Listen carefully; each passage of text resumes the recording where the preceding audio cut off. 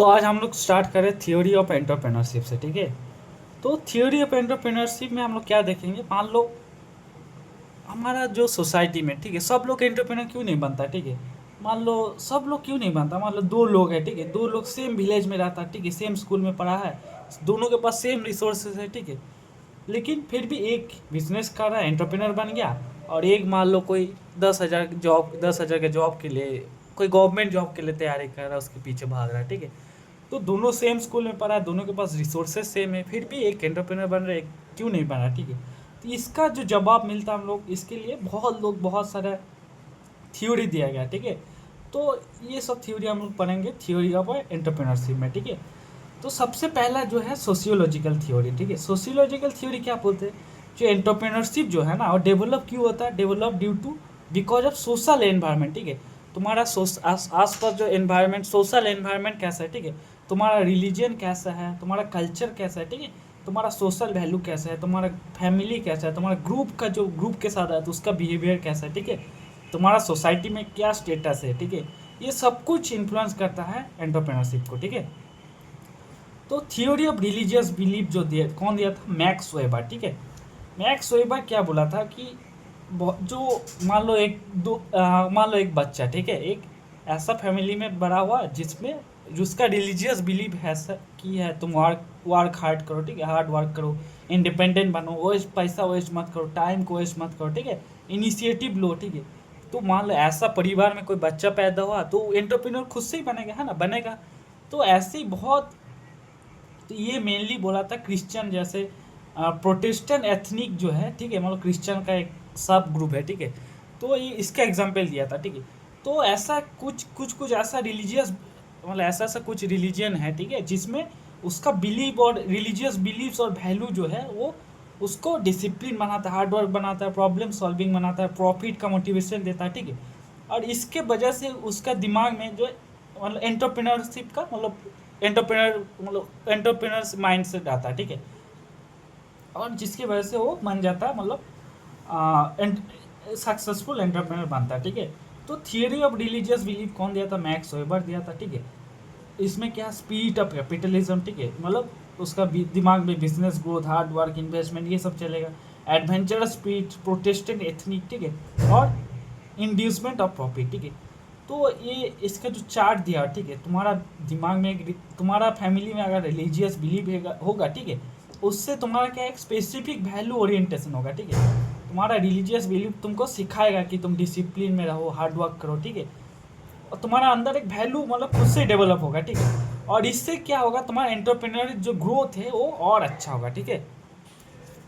अब दूसरा थ्योरी क्या है, थ्योरी ऑफ सोशल चेंज, ठीक है।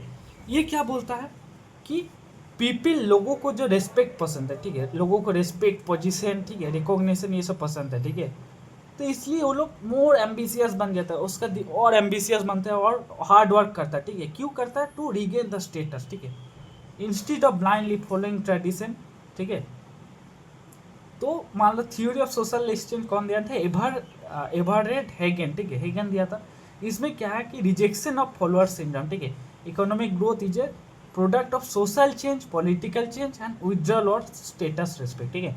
मान लो तुम्हारा सोसाइटी में कोई सोशल चेंज आ गया, ठीक है, या फिर कोई पॉलिटिकल चेंज आ गया, ठीक है, या फिर तुमको पहले तुमको जितना रेस्पेक्ट मिलता था उतना रेस्पेक्ट नहीं मिल रहा है, ठीक है। तो तुम मोटिवेट होकर अपना बिजनेस चालू कर दोगे, ठीक है, बिजनेस चालू करोगे, फिर तुम पैसा कमाओगे, फिर तुम मतलब तुम अपना जो स्टेटस है उसको रिगेन कर लोगे, ठीक है। अब जो है विड्रॉल ऑफ स्टेटस रेस्पेक्ट, ठीक है, तुम्हारा जो स्टेटस है वो कम अगर विड्रॉल हो जाए तो दो चार टाइप का, चार डिफरेंट पर्सनैलिटी टाइप्स बनता है, ठीक है। सबसे पहले क्या है, एक इनोवेटर, ठीक है। इनोवेटर जो है क्या है, इनोवेटर क्या करेगा, वो जो पुराना सिस्टम उसको फॉलो नहीं करता, ठीक है, मतलब कोई नया चीज़ इनोवेट किया, ठीक है। मान लो कोई पर्सन है, अब हाइड्रोपोनिक फार्मिंग स्टार्ट कर दिया, ठीक है। तो ये जो इनोवेटिव होगा और जो अपना ऑब्जेक्टिव वो सेट किया उसको अटेंड करने का कोशिश करे, ठीक है। अब जो है रिट्रिएटिस्ट, ठीक है, रिट्रिएटिस्ट क्या है, ये जो है सोसाइटी में मतलब सिर्फ काम वर्किंग सोसाइटी में बस काम करेगा, ठीक है, लेकिन उसको कोई मतलब इंटरेस्ट भी नहीं है, ठीक है, remains empathetic to his work और स्टेटस, ठीक है। एम्पैथेटिक मतलब कोई उसको इंटरेस्ट भी नहीं है और एंथुसिस्ट भी नहीं है, मतलब उसका कोई मन भी नहीं है और इंटरेस्ट भी नहीं है, ठीक है। अब आता है रिफॉर्मिस्ट, ठीक है। रिफॉर्मिस्ट जो क्या है, वो चाहता है रिवोल्ट करना, ठीक है। अब नया तरीके से काम करना चाहता है, ठीक है? नया सोसाइटी बनाना चाहता है, ठीक है। ये ही लोग मतलब नया नया बिजनेस स्टार्ट करता है, ठीक है। तो हैजेंस का जो क्रिएटिव पर्सनालिटी जो है ना, ये मिक्सचर ऑफ क्या है, स्कैम्पटर इनोवेशन थ्योरी और मैकलियंस का जो नीड ऑफ फॉर अचीवमेंट, ये दोनों जो थ्योरी है, ये दोनों का मिक्सचर है, ठीक है। अब आता है हम लोग थ्योरी ऑफ एंटरप्रेन्योरियल सप्लाई, ठीक है। ये कौन दिया था, कोकरन, ठीक है। ये क्या बोला था, जो जो एंटरप्रेन्योरशिप जो है वो डिपेंड करता है सोशल एनवायरनमेंट और कल्चरल वैल्यू पे डिपेंड करता है, ठीक है। मतलब ऐसा होता, देखना तुम देखोगे कि कुछ कुछ कम्युनिटी का बच्चा है ना, ट्रेडिशनली बहुत अच्छे बिजनेस करते हैं। जैसे हमारे इंडिया में जो मारवाड़ी जो कम्युनिटी है, ठीक है, वो लोग, उसका दिमाग मतलब उसका मतलब जीन में ही रहता है कि अच्छा बिजनेस बनेगा, ठीक है। तो ये एक्सप्लेन कौन किया था, थ्योरी ऑफ एंटरप्रेन्योर सप्लाई, कोखरेन सब इसको एक्सप्लेन किया था, ठीक है। ये क्या बोला था कि entrepreneur as a society model personality, ठीक है। मतलब एंटरप्रेन्योर का जो बिहेवियर है उससे उसका सोसाइटी, कौन सा सोसाइटी से आता है, कौन सा कल्चर है, उसका क्या ट्रेडिशन है, ये उससे पता चलता है, ठीक है। उसमें क्या क्या है, कल्चरल वैल्यू, ठीक है। मतलब कल्चरल वैल्यू क्या है, मतलब जो कल्चर है उससे उसका इफेक्ट पड़ता है, ठीक है। मतलब कौन सा कल्चर से आता है, ठीक है, उससे उसका थिंकिंग पे, एम्बिशन पे, ठीक है, कितना रिस्क लेगा, उसका बिजनेस एटीट्यूड, इस पे फर्क पड़ता है, ठीक है। अब होता है सोशल सैंक्शन, ठीक है। कुछ सोसाइटी होता है ना, जैसे बिहार का जो लोग है, ठीक है, मैक्सिमम बोलते हैं कि सरकारी नौकरी के पीछे, ठीक है। तो सोशल सैंक्शन वाला, अगर तुम्हारा सोसाइटी बिजनेस को रेस्पेक्ट करेगा, ठीक है, तो तुम्हारा अंदर खुद से मोटिवेशन आएगा कि हाँ बिजनेस करो, ठीक है। लेकिन तुम्हारा सोसाइटी में अगर बिजनेस का रेस्पेक्ट नहीं है तो तुम उतना बिजनेस के पीछे नहीं जाओगे, ठीक है। उसके बाद role expectation and entrepreneur role, ठीक है। उसके बाद आता है model personality is a derivative of social conditioning, ठीक है। तो तुम्हारा क्या मतलब कैसे पर्सनैलिटी होगा, ठीक है, वो सोसाइटी से डिपेंड करता है, ठीक है। क्योंकि सोसाइटी का लोग तुमको इनडायरेक्टली इन्फ्लुएंस करेगा, तुम्हारा फैमिली है, तुम्हारा दोस्त है, ठीक है, ये लोग तुमको इनडायरेक्टली इन्फ्लुएंस करता है, ठीक है। अब जो role expectation held by sanctioning group, ठीक है। मतलब जो तुम मतलब एक्सपेक्ट द इंडिविजुअल, मतलब जो तुम्हारा सोसाइटी है ना, तुमको चाहेगा कि तुम एक उस हिसाब से ही तो बनोगे, ठीक है। तो ये मतलब तुम्हारा मेन, जिसका जो अगर तुम कंक्लूजन निकालो, तो मेन तुम्हारा जो सोसाइटी का एनवायरनमेंट, तुम्हारा सोसाइटी कैसा, तुम्हारा कल्चर कैसा, ठीक है, तुम्हारा सोशल में कैसा सैंक्शन है, ठीक है, तुम्हारा रोल एक्सपेक्टेशन जो है, ये सबसे फर्क पड़ता है तुम्हारा एंटरप्रेन्योरशिप में, ठीक है। उसके बाद आता है theory of group level pattern. ये कौन दिया था, फ्रैंक योंग, ठीक है। फ्रैंक योंग बोला था जो एंटरप्रेन्योरशिप है ना, ये ग्रुप पे डिपेंड करता है, ठीक है, डेवलप्स थ्रू ग्रुप, ठीक है, नॉट आइसोलेटेड इंडिविजुअल, ठीक है। कोई इंडिविजुअल पे डिपेंड नहीं करता, तुम्हारा ग्रुप पे डिपेंड करेगा, ग्रुप का एनवायरनमेंट कैसे है उस पर डिपेंड करता है, ठीक है।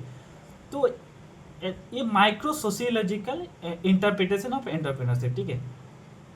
तो इसमें हम लोग स्टडी करते हैं स्मॉल ग्रुप का, ठीक है, तुम्हारा फैमिली, कम्युनिटी, ठीक है, लोकल जो सोशल इंटरेक्शन है, ठीक है, उसका क्या इफेक्ट पड़ रहा है, ठीक है।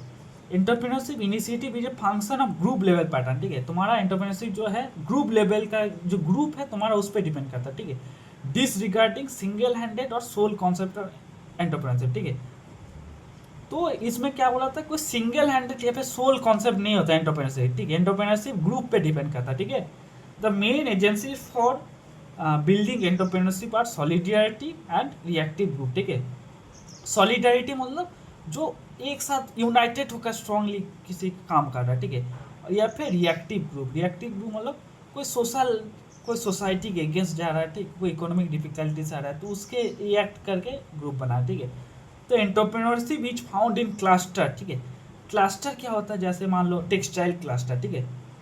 मान लो कोई मान लो एक चिल्ड्रन, ठीक है, जमशेदपुर में बड़ा हो रहा है, ठीक है। जमशेदपुर क्या है, स्टील का बिजनेस है, ठीक है। तो बचपन से उसका जो सिटी में जो लोग हैं मैक्सिमम लोग स्टील का बिजनेस करता है, ठीक है।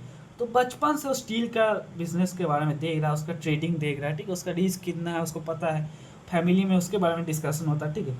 तो ग्रेजुएट जब बड़ा होगा तो वो उसी क्लस्टर का पार्ट बन जाएगा, ठीक है। जो जमशेदपुर में मतलब जो स्टील क्लस्टर है उसी क्लस्टर का पार्ट बन जाएगा, ठीक है। मान लो जो टेक्सटाइल क्लस्टर है, ठीक है, जो बेंगलोर में बड़ा हो रहा है, ठीक है, बेंगलोर में आईटी क्लस्टर है, ठीक है, तो उसी क्लस्टर का पार्ट हो जाए, ठीक है। उसके बाद एथनिक कम्युनिटी, ठीक है, जैसे कुछ कुछ कम्युनिटी, जैसे मारवाड़ी के एग्जांपल दिया, ठीक है, उसमें सब लोग उस कम्युनिटीज़ में सब लोग बिजनेस करता है, ठीक है, तो उस कम्युनिटी में अगर कोई बड़ा हो रहा है, ठीक है, तो वो बिजनेस ही करेगा, ठीक है। या फिर occupational groups of family background, ठीक है, मान लो किसी का फैमिली में सब लोग बिजनेसमैन है, ठीक है, पापा से लेकर पापा, चाचा, दादा, सब लोग बिजनेसमैन है, ठीक है, तो वो भी बिजनेसमैन ही बनेगा, ठीक है। तो फैमिली का उसका बैकग्राउंड जो है, जैसा उसका ग्रुप है, ठीक है, फैमिली बैकग्राउंड के हिसाब से वो भी बिजनेसमैन ही बनेगा, ठीक है। ये हो गया theory of group level pattern. ये कौन दिया था? फ्रैंक योंग, ठीक है। अब आते हैं हम लोग इकोनॉमिक थ्योरीज पे, ठीक है। इकोनॉमिक थ्योरीज होता है जैसे एंटरप्रेन्योरशिप से इकोनॉमिक डेवलपमेंट में क्या फ़र्क पड़ा है, ठीक, ये हम लोग पढ़ेंगे इकोनॉमिक थ्योरीज पे, ठीक है। तो सबसे पहला थ्योरी ऑफ इनोवेशन, ठीक है, ये कौन दिया था? स्कैम पीटर दिया था 1934 में, ठीक है। स्कैम पीटर बोला था एंटरप्रेन्योर कौन है? एंटरप्रेन्योर इज ए इनोवेटर, ठीक है, जो नया आइडिया को इनोवेट करेगा, ठीक है, जो चेंज लाएगा, ठीक है, जो ओल्ड सिस्टम को चेंज करके नया सिस्टम लाएगा, ठीक है, वो होता है एंटरप्रेन्योर, ठीक है। जैसे कोई मान लो पहले पहले मान लो सब लोग रॉ मिल्क बेचता था, ठीक है, अब जो कोई मान लो फ्लेवर्ड मिल्क बना दिया, ठीक है, अब तुम मान लो कोई सोचा कि मैं चलो से मैं फ्लेवर्ड मिल्क बेचूंगा, चीज़ बेचूंगा, पनीर बेचूंगा, आइसक्रीम बेचूंगा, ठीक है, तो ये एक टाइप का इनोवेशन हो गया, ठीक है। तो ये हो गया थ्योरी ऑफ इनोवेशन, ठीक है। तो एंटरप्रेन्योर जो who perceives the opportunities to innovate, ठीक है, जो इनोवेट, जो अपॉर्चुनिटी को काम में लगा कर इनोवेट करता है, ठीक है। Innovator is one who introduce something new in the economy और may be new goods, new method of production, ठीक है। इनोवेटर कौन है? जो मार्केट में कोई नया प्रोडक्ट लाता है, ठीक है, न्यू गुड्स, मान लो, ठीक है, मान लो एक प्लांट बेस्ड मिल्क प्रोडक्ट लेकर आया, ठीक है, पहले मान लो ऐसा कोई प्रोडक्ट था ही नहीं, ठीक है, या फिर न्यू मेथड ऑफ प्रोडक्शन, ठीक है, न्यू, मान लो पहले कोई अलग टाइप से मैं प्रोडक्शन करता था, ठीक है, मान लो पहले मान लो कोई फ्लड इरिगेशन करता था, अब मान लो ड्रिप इरिगेशन लेकर आया, ठीक है, न्यू मेथड हो गया, ठीक है। या फिर न्यू मार्केट, ठीक है, मान लो पहले से मैंगो जो था वो सिर्फ लोकल मार्केट में बेचता था, ठीक है, आप ये इनोवेट करके इंटरनेशनल बेचने लगे, ठीक है। या फिर न्यू सोर्स ऑफ सप्लाई, ठीक है, और रॉ मटेरियल, ठीक है, पहले मान लो कोई लोकल जगह से रॉ मटेरियल लाता था, ये मान लो कोई बाहर से रॉ मटेरियल लेकर आया, बहुत सस्ता में ले रहा है, ठीक है, या फिर न्यू ऑर्गेनाइजेशन बना दिया, ठीक है। तो इनोवेटर कौन होता है? या तो कोई न्यू गुड्स बनाएगा, या फिर न्यू मेथड ऑफ प्रोडक्शन बनाएगा, या फिर न्यू मार्केट ढूंढेगा, या फिर न्यू सोर्स ऑफ सप्लाई करेगा, ठीक है, या फिर न्यू ऑर्गेनाइजेशन खड़ा कर देगा, ठीक है। अब आता है इन्वेंशन और इनोवेशन में क्या डिफरेंस है, ठीक है। इन्वेंशन जो है क्रिएशन ऑफ न्यू थिंग्स, ठीक है। मान लो मान लो कोई एक साइंटिस्ट है, ठीक है, वो एक सोलर ड्रायर बना दिया, ठीक है, तो वो पहली बार वो चीज़ को जब बना रहा है, ठीक है, तो वो हो गया इन्वेंटर। कोई अगर नया चीज़ को इनोवेट कर रहा है, ठीक है, नया जो बना रहा है वो हो गया इन्वेंटर, ठीक है। और इनोवेशन क्या है? मान लो साइंटिस्ट उसको बना दिया, लेकिन वो उतना फेमस नहीं कर पाए, ठीक है, उतना नहीं फैला पाए, मार्केट में कोई जानता ही नहीं, कोई खरीदता भी नहीं, ठीक है। लेकिन कोई एंटरप्रेनर आया, ठीक है, उसको फेमस किया, ठीक है, मार्केटिंग किया, अब वो इस प्रोडक्ट को बेच रहा है, ठीक है, उसको कमर्शियली वायबल प्रोजेक्ट, ठीक है, उसको कमर्शियली बेच रहा है, ठीक है, उसको फेमस किया, तो ये हो गया इनोवेशन, ठीक है। तो इन्वेंशन क्या होगा? इन्वेंशन हो गया क्रिएशन ऑफ न्यू थिंग्स, ठीक है। Inventor is the producer of creator of idea, ठीक है, जो नया चीज़ को बनाता है, ठीक है।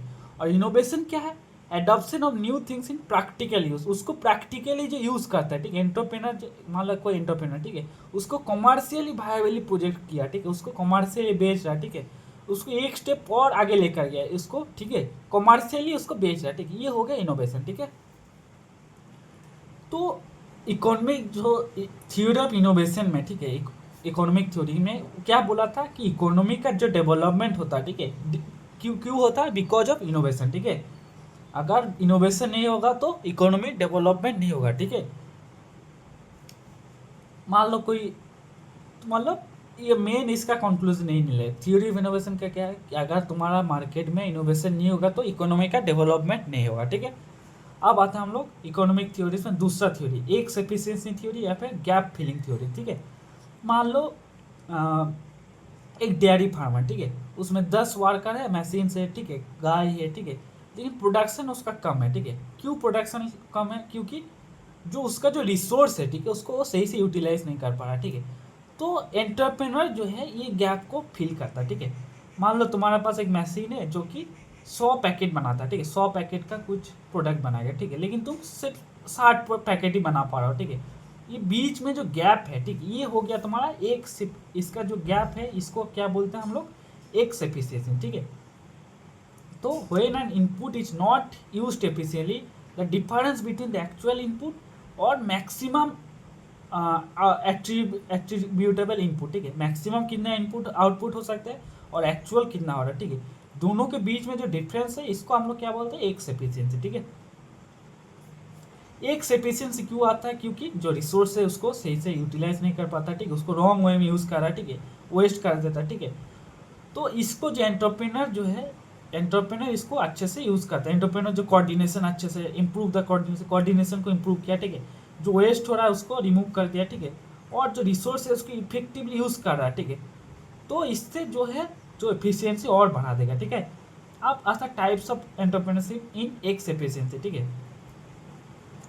एक हो गया एंटरप्रेन्योरशिप एंड एक हो गया रूटीन एंटरप्रेन्योरशिप, एक हो गया इनोवेशनल एंटरप्रेन्योरशिप, ठीक है। इसके बारे में हम लोग नेक्स्ट पेज में पढ़ेंगे, ठीक है। अब जो है to in role of entrepreneur, entrepreneur का दो ही रोल रहता है एज पर दिस थ्योरी, ठीक है। एक हो गैप फिलिंग और एक है इनपुट कंप्लीटिंग। गैप फिलिंग मतलब मान लो विलेज में मान लो मिल्क प्रोडक्शन बहुत है, ठीक है, लेकिन मान लो कोई कोल्ड स्टोरेज नहीं है, कोई ट्रांसपोर्ट फैसिलिटी नहीं है, ठीक है। तो एंटरप्रेन्योर ये वाला देखा कि इसमें गैप है, ठीक है, और वो मान लो कोल्ड स्टोरेज बना दिया, ठीक है, या फिर ट्रांसपोर्ट फैसिलिटी बना दिया, ठीक है। तो ये हो गया गैप फिलिंग, ठीक है। और ये इनपुट कंप्लीटिंग मतलब मान लो फार्मर के पास लैंड लेबर सब कुछ है, ठीक है, लेकिन ऑर्गेनाइजेशन नहीं है, तो एंटरप्रेन्योर आया अपना अच्छे से उसको ऑर्गेनाइज किया और उसको प्रोडक्शन बढ़ा दिया, ठीक है। अब जो रूटीन एंटरप्रेन्योरशिप और इनोवेटिव एंटरप्रेन्योरशिप, इसको बारे में तो जो दो दो टाइप का एंटरप्रेन्योरशिप का हम लोग बात किए थे, रूटीन एंटरप्रेन्योरशिप और इनोवेटिव एंटरप्रेन्योरशिप, ठीक है। रूटीन एंटरप्रेन्योरशिप जो है वो जो नॉर्मल डे टू डे जो फंक्शन होता है उसको मैनेज करता है, ठीक है। जैसे मान लो कोई तुम्हारा डेयरी फार्म है, ठीक है, उसमें तुम्हारा डेली का जो कोऑर्डिनेशन है, सुपरविजन, मैनेजमेंट, एडमिनिस्ट्रेशन, ये कौन देखता है, रूटीन एंटरप्रेन्योरशिप देखता है, ठीक है। और इनोवेटिव एंटरप्रेन्योरशिप क्या करता है, ये मतलब जो होता नहीं, मतलब जो मार्केट में जो वेल एस्टेब्लिश नहीं है, ठीक है, ऐसा मार्केट में घुसता है जो वेल एस्टेब्लिश नहीं है, ऐसा डिफाइन नहीं है कौन सा वो वाला मार्केट, ठीक है, ऐसा मार्केट में घुसता है, ठीक है। मान लो कोई एआई बेस्ड फार्मिंग मतलब लंच किया, ठीक है, तो कंप्लीट नया मार्केट है, ठीक है। तो ऐसा मार्केट जो अनक्लियर है, अंडर डेवलप्ड है, ठीक है, उस मार्केट में जो घुसता है वो होता है इनोवेटिव एंटरप्रेन्योरशिप, ठीक है। अब आता है थ्योरी ऑफ मार्केट इक्विलिब्रियम, ठीक है, ये दिया था हाइक, ठीक है, हाइक दिया था, ये बोला था कि विदाउट एंटरप्रेन्योर, अगर एंटरप्रेन्योर नहीं रहेगा तो मार्केट जो है अनबैलेंस रहेगा, जो रिसोर्स है वो अच्छे से एडजस्ट नहीं हो पाएगा, ठीक है। जो एंटरप्रेन्योर जो है वही जो रिसोर्स को अच्छे से एडजस्ट करके, ठीक है, जैसे मान लो मार्केट में मान लो गेहूँ व्हीट का, सब लोग व्हीट का प्रोडक्शन करें, ठीक है, तो इन जो एंटरप्रेन्योर होगा, ठीक है, और राइस कोई नहीं कर रहा, ठीक है, तो एंटरप्रेन्योर जो होगा राइस प्रोडक्शन करेगा, ठीक है। तो इससे क्या होगा, इकोनॉमी बैलेंस हो जाएगा, तो ठीक है, जो रिसोर्स है उसको अच्छे से यूटिलाइज होगा, ठीक है। तो एंटरप्रेन्योर जो अपॉर्चुनिटी को देखेगा उसमें इन्वेस्ट करेगा, ठीक है। तो assumptions in the market equilibrium, ठीक है, सेक्टोरियल बैलेंस, ठीक है, मान लो ऐसा कोई सेक्टर में जो घुस, ऐसा कोई सेक्टर है, ठीक है, मतलब जिसमें कोई है ही नहीं अपॉर्चुनिटी, जिसमें कोई मतलब मान के चलो जिसमें कोई मतलब उस सेक्टर में कोई है ही नहीं, ठीक है, तो एंटरप्रेन्योर क्या है, उस सेक्टर में घुसेगा और उसमें तहस नहस कर देगा, ठीक है। और उस अब आता है रिस्क बेयरिंग थ्योरी, ठीक है, ये दिया था नाइट, ठीक है। तो ये बोला था एंटरप्रेन्योर जो है प्रॉफिट क्यों कमाता है, क्योंकि वो रिस्क लेता है, ठीक है, रिस्क लेता है इसीलिए प्रॉफिट कमाता है, ठीक है। तो मेन फंक्शन होता है एंटरप्रेन्योर का कि जो फ्यूचर इवेंट है उसको एंटिसिपेट करना और उसमें इन्वेस्ट करना, ठीक है, और जो उसको जो रिस्क ले रहा है उसके वजह से उसको प्रॉफिट एज अ पेमेंट मिलता है, ठीक है।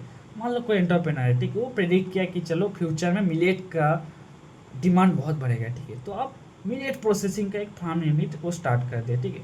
तो हो सकता है कि मिलेट वो प्रोसेस, मान लो मिलेट का डिमांड बढ़ा ही नहीं, ठीक है, हो सकता है नहीं बढ़ा, ठीक है, तो हो सकता है उसको लॉस भी लग जाए ना, तो उसको एनालाइज करके उस पर वो इन्वेस्ट करेगा, ठीक है।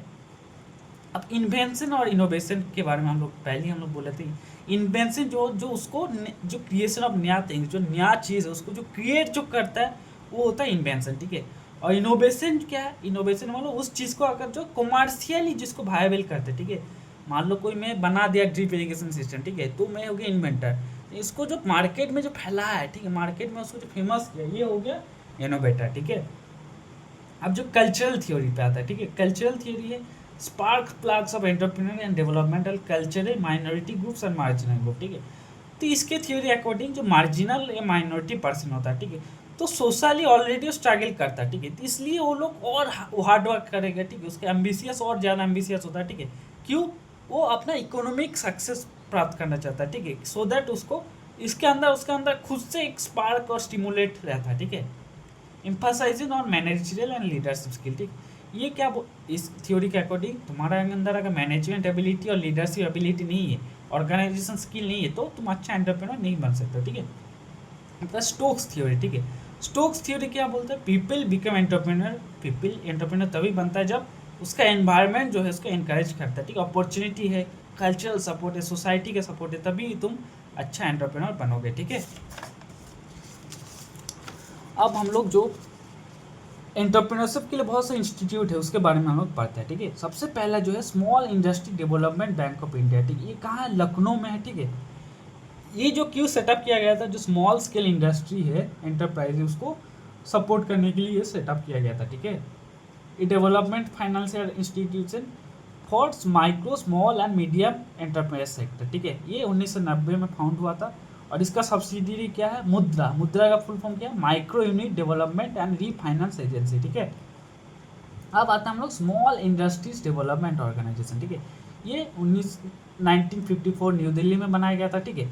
ये एपेक्स नेशनल लेवल और गवर्नमेंट ऑर्गेनाइजेशन है फॉर एंटरप्रेन्योरशिप डेवलपमेंट, ठीक है। ये नोडल एजेंसी है जो स्मॉल स्केल इंडस्ट्री उसका पॉलिसी बनाता है, उसको मॉनिटर करता है, उसको कोऑर्डिनेट करता है और उसका एक्सटेंशन में हेल्प करता है, ठीक है।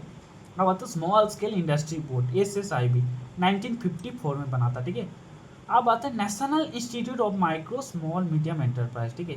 ये कहाँ, हैदराबाद में है, ठीक है।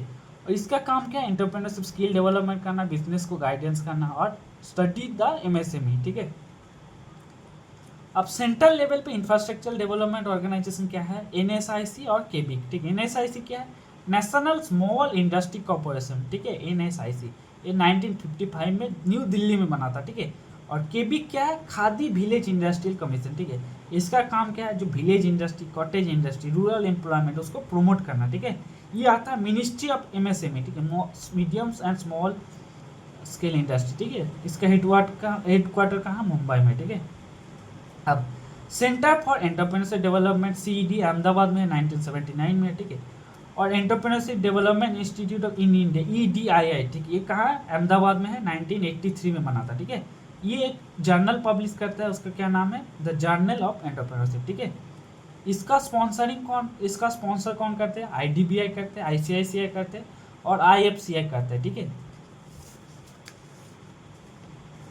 अब आता है हम लोग एग्री बिजनेस इंक्यूबेशन प्रोग्राम, ठीक है। ये कौन स्टार्ट किया था, एग्री सेट किया था। एग्री इंक्यूबेशन क्या करता है, ये लोग जो एग्रीकल्चर स्टार्टअप है, ठीक है, उसको मॉनिटर करता है, उसको टेक्नोलॉजी सपोर्ट देता है, ठीक है, उसको फंडिंग देता है, ठीक है। एक कंपनी है डेयर के अंडर आता है, उसका नाम है एग्री इनोवेट इंडिया, ठीक है। इसका क्या काम है, जो नया नया टेक्नोलॉजी बन रहा है, जो इनोवेशन बन रहा है, जो रिसर्च प्रोजेक्ट है, ठीक है, उसको कमर्शियलाइजेशन करता है, ठीक है। अब आता है हम लोग इंडियन इंस्टीट्यूट ऑफ एंटरप्रेन्योरशिप, ठीक है। कहाँ है, गुवाहाटी में है, 1993 में बना था। इसका क्या काम है, एंटरप्रेन्योरशिप के रिलेटेड ट्रेनिंग देना, ठीक है, कंसल्टिंग करना, रिसर्च डेवलपमेंट करना, ठीक है। अब है national institute of entrepreneurship and small business development, ठीक है, NIESBUT, ठीक है। ये कहाँ, न्यू दिल्ली का नोएडा में है, ठीक है। इसका काम क्या है, coordinate the institute for entrepreneurship training program, ठीक है। जो स्मॉल इंडस्ट्री है उसको मतलब ट्रेनिंग देना, ठीक है, उसका ट्रेनिंग प्रोग्राम को कोऑर्डिनेट करना, ठीक है। अब है DIC प्रोग्राम, ठीक है, डिस्ट्रिक्ट इंडस्ट्री सेंटर, 1978 में बना था, ठीक है। ये मान लो कोई लोकल एंटरप्रेनर है, ठीक है, वो DIC ऑफिस में जाएगा तो उसको सब्सिडी के बारे में पता चलेगा, रजिस्ट्रेशन के डिटेल्स के बारे में पता चलेगा, प्रोजेक्ट का रिपोर्ट वगैरह गाइडेंस लेना है तो DIC में वो जा सकता है, ठीक है। अब आता है national alliance for young entrepreneur, ठीक है। ये क्यों बनाया गया था, to protect the interest of young and women entrepreneur, ठीक है। इसका नाम बाद में चेंज करके बनाया federation of Indian micro and small and medium enterprise, ठीक है। 1995 में बना था। अब जो मैनेज कहाँ, हैदराबाद में है। ये क्या काम करता है, मैनेजमेंट ट्रेनिंग देता है, मैनेजमेंट को कंसल्टेंसी देता है, और एग्रीकल्चर एक्सटेंशन और रिसर्च में हेल्प करता है, ठीक है। अब आता है agricultural skill council of India, ASCI, ठीक है, गुरुग्राम हरियाणा में है, ठीक है। इसका क्या काम है, इसका काम है जो फार्मर है, ठीक है, फार्मर है जो सेल्फ एम्प्लॉयड होना चाहता है, जो वेज वर्कर है, ठीक है, जो एक्सटेंशन वर्कर है, ठीक है, उसको स्किल डेवलपमेंट का ट्रेनिंग देता है, ठीक है। Bridge the gaps and upgrading the skill, उसका स्किल को इम्प्रूव करता है, ठीक है। जैसे मान लो डेयरी मैनेजमेंट हो गया, मशरूम फार्मिंग हो गया, ठीक है, ऑर्गेनिक फार्मिंग, इस रिलेटेड उसको ट्रेनिंग देता है, ठीक है। अब आता है national skill development corporation, NSDC, ये 2008 में बना था, ठीक है, और मिनिस्ट्री ऑफ फाइनेंस इसको फाउंड किया था PPP मॉडल पे, ठीक है। और ये किसके अंडर फंक्शन करता है, ministry of skill development and entrepreneurship के अंडर काम करता है, ठीक है। इसका एम क्या है, टू प्रोवाइड फंडिंग देता है फॉर प्रॉफिटेबल वोकेशनल ट्रेनिंग, ठीक है। मान लो वोकेशनल जो ट्रेनिंग होता है, मशीन ऑपरेशन, फूड प्रोसेसिंग, ठीक है, ये सब जो ट्रेनिंग होता है उसके लिए फंडिंग देता है, ठीक है। अब आता है ministry of skill development and entrepreneurship, 2015 में बना था, ठीक है। ये जो है एग्री जो स्टार्टअप है, एग्री इनोवेशन, उसको हेल्प करता है, ठीक है। अब ICRNARM जो है उसका जो एग्री टेक्नोलॉजी इंक्यूबेशन सेंटर जो है उसका क्या नाम है, AIDEA, ठीक है, association of innovation development of entrepreneurship in agriculture, ठीक है। और tech innovation hub and agri incubation centre of ICRIRA के क्या नाम है, पूसा कृषि, ठीक है। अब टाइप्स ऑफ एंटरप्राइज में क्या क्या आता है, सबसे पहले माइक्रो, स्मॉल और मीडियम, ठीक है। माइक्रो क्या है, जिसका इन्वेस्टमेंट 2.5 करोड़ से कम है और उसका एनुअल टर्नओवर 10 करोड़ से ज़्यादा नहीं होना चाहिए, ठीक है। स्मॉल क्या है, जिसका इन्वेस्टमेंट 25 करोड़ से कम है और उसका एनुअल टर्नओवर 100 करोड़ से नहीं ज़्यादा होना चाहिए, ठीक है। और मीडियम क्या है, जिसका 125 करोड़ से नीचे उसका इन्वेस्टमेंट है और प्रॉफिट उसका एनुअल टर्नओवर 500 करोड़ से ज़्यादा नहीं होना चाहिए, ठीक है।